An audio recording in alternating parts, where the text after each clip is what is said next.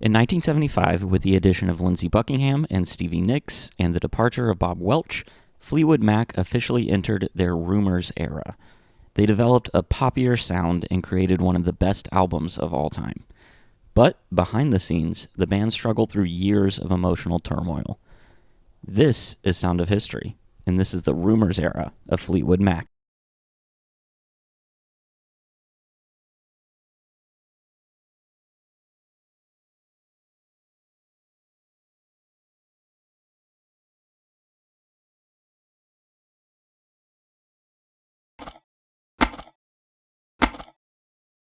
So with the addition of Stevie and Lindsey, Bob Welch decided to leave the group. Yeah, because he was an intimidated douche. He was also struggling with alcoholism. Oh my God, I'm an asshole.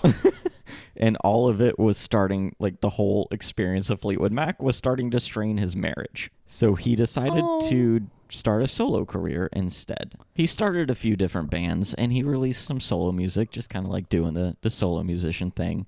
But in the 1980s, he started to like heavily party with a band that was rehearsing in his garage. Notoriously really good on marriages. Which was called Guns N' Roses. Shut the Shut up.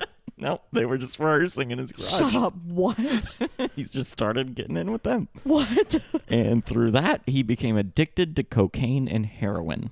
Cool. Eventually being hospitalized for detox in 1985. That's actually super not cool, and I hate that for him. He said about that time period, quote, that he was, quote, being a very bad boy, very decadent, very cynical, very stoned. It was not a good time, end quote. No man is ever allowed to describe himself as a bad boy. That is illegal. Bob underwent spinal surgery. Ooh. But the doctor said that the prognosis was not great. They thought that he'd still be paralyzed even after the surgery. So he was taking medication, but was still in tremendous pain. In 2012, at the age of 66, he left a 6-page note for his wife. Oh, no. And then shot himself in their Nashville home. I understand. That Yeah. sucks. Yeah. So I think it's worth taking some time to talk about Lindsey and Stevie right now before we kind of like get into what a lot of people consider the golden age of Fleetwood Mac. Lindsey Adams Buckingham. That's such a good name. Was born in 1949 in California. When he was growing up, he listened to a lot of his older brother's recordings of people like Elvis, Little Richard, and Buddy Holly. He started playing on a Mickey Mouse guitar. Oh my God, precious. Before his parents bought him a real one. Oh my God, precious. He grew up in San Francisco, or I guess the San Francisco area, where he was a competitive swimmer before he eventually dropped out of athletics to pursue music. Hot. While in high school, he started to play in a band called Fritz. That's a good name. Okay. But later, Stevie Nicks joined that band. At the time, Lindsey and Stevie were just friends, but their relationship started 5 years later, after they had both left Fritz. Lindsey and Stevie recorded demos on a 4-track Ampex recorder, and Lindsey's dad had left that recorder at his roasting plant, where he worked or owned, I can't remember. They took those recordings and drove to Los Angeles to seek out a contract. In 1973, Polydor signed them and produced their debut album. But the album sold very poorly, and Polydor dropped them. What the hell is Polydor? No So- wonder it sold poorly. It's a record label. I've never heard of Polydor in my life. It sounds like a dumb dinosaur. So Lindsey started to tour with Don Everly as part of the backing band. 1974 was when Mick Fleetwood heard their song while he was at the studio and met Lindsey. When Bob Welch left Fleetwood, Mick immediately thought of Lindsey and asked him to join. Stephanie Lynn Nicks was born in 1948 in Phoenix, Arizona. Her grandfather used to teach her to sing duets with him when Stevie was only 4 years old. That's adorable. She grew up pretty sheltered, and her mother kept her at home more than most of the other kids. Girl, same. Her parents were college sweethearts, and her dad was an executive at Greyhound. When she was a toddler, she couldn't pronounce her own name, so she called herself TD, which led to her nickname Stevie. Oh. They moved around a lot as her dad progressed in his career, but they eventually settled in Los Angeles, where Stevie started her first band, which was a folk rock group modeled after the Mamas and the Papas. Love it. called Changing Times. Love it. During her senior year of high school, she saw Lindsey Buckingham playing California Dreamin', which is a Mamas and a Papas song, Yeah. at a Young Life meeting. Stop it. Stop it right now. Yep. So she just kind of like randomly walked up and joined him on harmonies. Shut while up. he was playing. So with members of his band leaving for college, Lindsey asked Stevie to join Fritz. That band actually had a little bit of success, opening for acts like Janis Joplin and Jimi Hendrix. What? Stevie says that those acts helped to inspire her intensity on stage. Ooh. Stevie and Lindsey attended San Jose State University, where Stevie planned on becoming an English teacher. Oh. But with her father's blessing, she dropped out of college to try a musical career with Lindsey. While they were recording with Polydor and trying to kind of like get their partnership off the ground, Stevie worked as a waitress, a dental assistant, and a maid. Damn. While working all of these jobs, she started using cocaine. Stevie said, quote, "We were told that it was recreational and that it was not dangerous." Oh my God. End Yeah. quote. Yeah, this was before people really knew the damaging side effects. Oh my gosh. No. Well, yeah. Yeah, which I is mean, also I would true. do cocaine if I didn't know that it would destroy me. It's caffeine. Yeah. It's kind of similar. While Lindsey was out touring with Don Everly, Stevie stayed home and just kind of worked on songwriting. She wrote Landslide during this time, inspired by the scenery of where she was living and her strained relationship with Lindsey while he was out on tour. Ooh. After Mick met Lindsey and they joined Fleetwood Mac, their first rehearsal as a band confirmed that it was the right decision. Yeah. Lindsey and Stevie kind of brought like more of a pop accessibility to the blues rock band. In 1975, they released a self-titled album with their new lineup, which was Mick Fleetwood, the McVies, Stevie, and Lindsey. It reached #1 in the U.S. and sold over 7 million copies. Mm-hmm. Christine McVie and Stevie each wrote hits on this album. So they had that #1 album, but this tremendous success they found also spelled the end of romantic relationships. Yeah. Christine and John McVie finally divorced. Christine said that they might still be together if she had never joined Fleetwood Mac. Oof. She said, quote, "I just think it's impossible to work in the band with your spouse.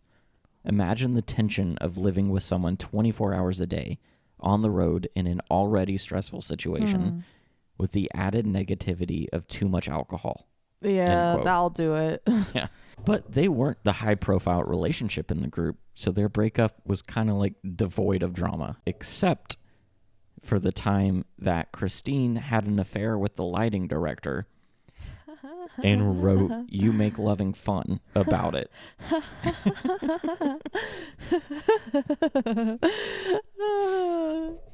John remarried 2 years later, while Christine dated Dennis Wilson, who was the drummer of the Beach Boys, and Oh, I didn't know that. Brian Wilson's brother. Yeah, I didn't know that. At the same time, the high-profile relationship of Lindsey and Stevie also broke up. After the breakup, Stevie had a brief affair with Mick, who was also finalizing his divorce from Jenny. While all of that emotional turmoil was happening, the band started working on their 1977 album, Rumours. Literally iconic. All of the breakups created some really fantastic songs, and no one actually left the band because of the emotional turmoil. By the recording of Rumours, they definitely didn't like each other all that much. At one point, Lindsey even regretted asking if Stevie could join the band when Mick first brought up the idea. Well, yeah, of course. Right. So Rumours was the band's 11th studio album, but the second with this lineup. Mm-hmm. It was recorded with the intention of making a pop album to capitalize on the success of their first album together. And it was also recorded amidst heavy drug use. Mick booked them a recording facility that they could all live in while they recorded. Whoa. The band members hated that idea and wanted to record at home, like completely separate from each other. But Mick didn't let that happen. Thank you, Mick. So the guys lived at their studio, and the girls stayed in a condo nearby while they did the recording. Lindsey took charge of the recording because he understood how to make a pop album. He and Christine put a lot of the basic melodies together. And because of everything going on in their lives, the band members rarely talked when they weren't in the studio. Mm-hmm. They didn't socialize, and they used a lot of cocaine. Again, makes sense. The owner of the studio said that they brought excess at its most excessive. Whoa. He said, quote, the band would come in at 7 at night and have a big feast, party till 1 or 2 in the morning, and then when they were so whacked out they couldn't do anything, they'd start recording. End quote. Stop. They're that talented, absolutely out of their minds? Yep, I guess so. The end result, according to Lindsey, was that the album was far greater than the sum of its parts. Whoa. All of the songs capture emotion and feeling. Stop it. The main writers were Christine, Stevie, and Lindsey. They normally worked individually on songs but collaborated sometimes. According to Christine, no one really realized that they were writing about their breakups until later. Which seems absurd to me. Maybe she didn't realize it, but I feel like Stevie and Lindsey probably did. Yeah. Since its release, critics have loved Rumours. It's also been a huge commercial success, and it's become their second #1 album. By 2003, Rumours had sold over 40 million copies worldwide, making it the 8th best-selling album of all time. And they also, of course, supported the album with a massive tour. In 1977, during a tour of New Zealand, Stevie and Mick started an affair. At the time, Mick was back together with Jenny. Stevie said about that affair, quote, everybody was angry because Mick was married to a wonderful girl and had 2 wonderful children. Yeah. I was I was horrified. I loved these people. I loved his family. So it couldn't possibly work out. And it didn't. I just couldn't. End quote. Stevie. Yeah. Stevie ended it soon after it began and said that if she continued it, that would have been the end of Fleetwood Mac. But not long after that, Mick left Jenny again for one of Stevie's friends named Sarah. No, Mick, no.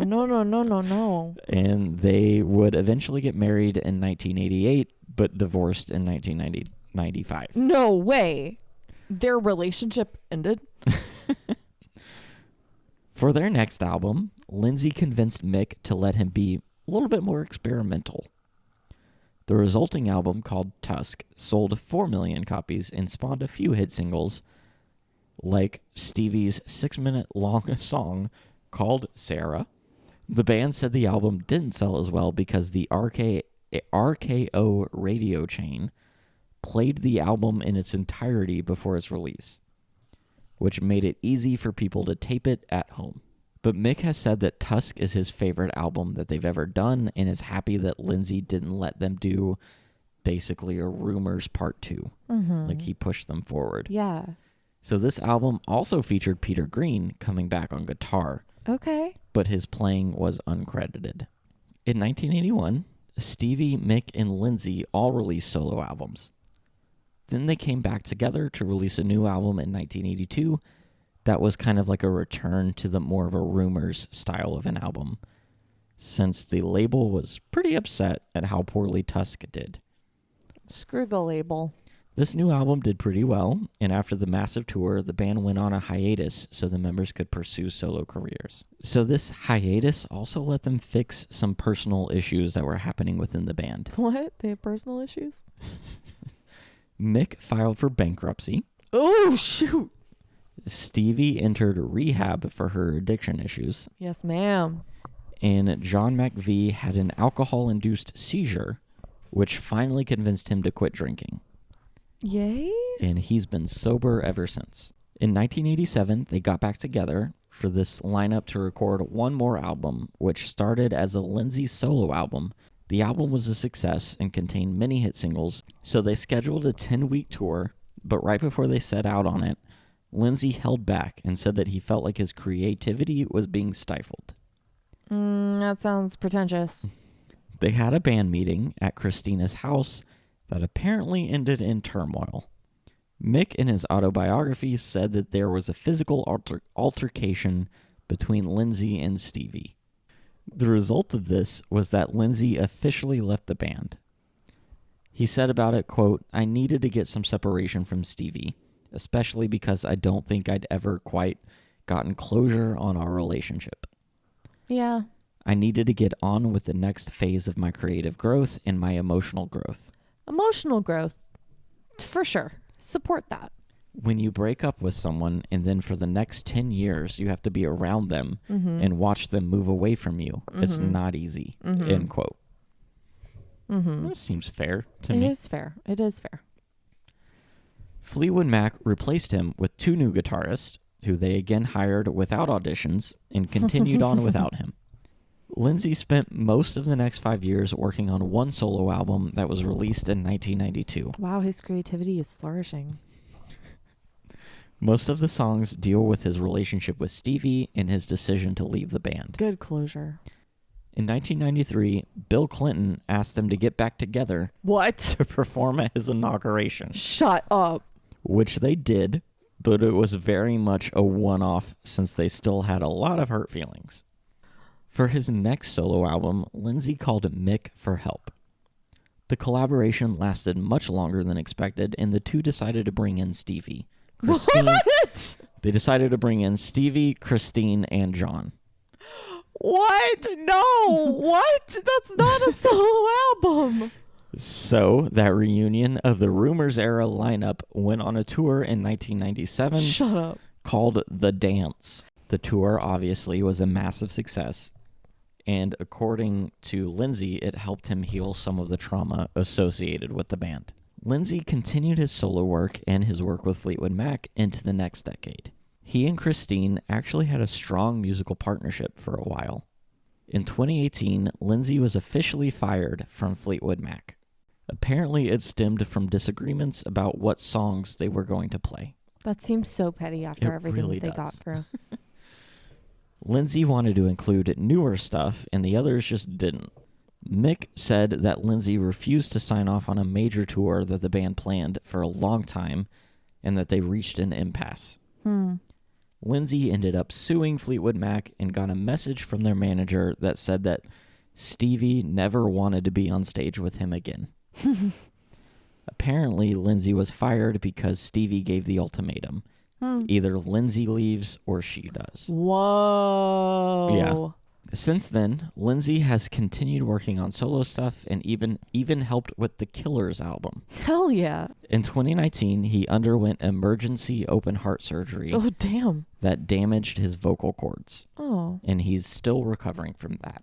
So we're going to go back to 1987 real quick. Fleetwood Mac is getting on without Lindsey. With their album in 1990, they kind of veered away from the Lindsey Buckingham style and drifted into a more adult contemporary style. They had only one top 40 hit, which was a Christine song called Save Me. During the tour for that album, both Stevie and Christine decided that that would be their last tour with the band, but both agreed to continue recording. However, Stevie decided to leave the band officially, like pretty soon after that. One of the main reasons for her leaving was that she wanted to include a certain song on her solo album, but Mick refused and kept it for Fleetwood Mac to use. So after the 1993 reunion that Bill Clinton authorized, Mick, Christine, and John decided to record another album as Fleetwood Mac because the public was interested in them again. They went on a few tours and recorded some new songs, and they were close to disbanding when Lindsey started working with Mick again, which led to that big reunion that we've already talked about. In 1998, Christine officially left the band. She had developed a phobia of flying and didn't want to hold them back. She returned to England and spent time with her family. How'd she get there? She spent time with her family, basically staying out of the public eye. All right, Christine. She worked as a session musician, essentially on Fleetwood Mac's next album. Good for her. Fleetwood Mac announced a tour in 2012, and Stevie downplayed the possibility of Christine ever rejoining. She said, quote, "She went to England and she has never been back since 1998. As much as we would all like to think that she'll just change her mind one day, I don't think it'll happen. We love her, so we had to let her go," end quote. Yeah. In 2013, Christine appeared on stage for the first time in 15 years, playing with Mick Fleetwood's band. In 2014, it was officially announced that Christine would rejoin Fleetwood Mac. Oh. But on the 30th of November 2022, after a brief illness, Christine passed away at the age of 79. Stevie Nicks has continued her massive solo career and is still working with Fleetwood Mac kind of like off and on. She's also at various times battled different addictions. Apparently, she has kept a journal every single day of her life. Wow. Since she joined Fleetwood Mac. That's insane. I can't wait to read that. Which I'm sure a ton of people would love to see. She has stated that she chose to never have kids in order to focus on her career and her art. John McVie and Mick Fleetwood are the only two continuous members of Fleetwood Mac. John was diagnosed with colon cancer in 2013, but announced that he was all clear in 2017. Hey. Fleetwood Mac have cemented themselves in music history, and I think that Stevie Nicks is one of the best vocalists we've ever seen, and Rumours is one of the best albums of all time. Lindsey too. Sure. I love Lindsey's voice. They truly are an iconic band with one of the most insane stories in music history. Yeah. And that is Fleetwood Mac officially done. Wow. That's a ride. Yeah. Make sure you listen to part 1 if you haven't. Yeah, because that was insane. Because while part 2 is crazy, it doesn't have cults, which part 1 has. You're spoiling it. So